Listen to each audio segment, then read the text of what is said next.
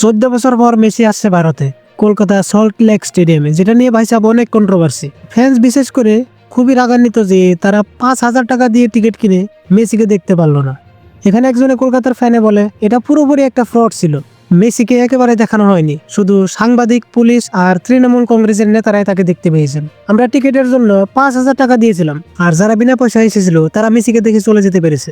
Next আর একজন, মেসির চারপাশে শুধু নেতা আর অভিনেতারাই ছিল, তাহলে আমাদের কেন টাকা হলো? আমরা 12,000 টাকায় টিকিট কিনেছি, কিন্তু মেসির মুখটাই পর্যন্ত দেখতে পারিনি।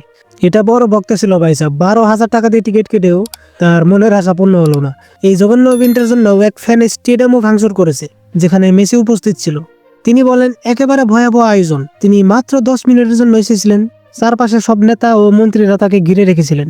তিনি একটি কিকও নেননি, একটি পেনাল্টিও নেননি, 10 মিনিট এসে চলে গেলেন। এত টাকা, আবেগ আর সব সময় নষ্ট হয়ে গেল, আমরা কিছুই দেখতে পারিনি। বাকি এটার উপর আপনাদের কি মন্তব্য কমেন্ট করে বলে দিতে পারেন।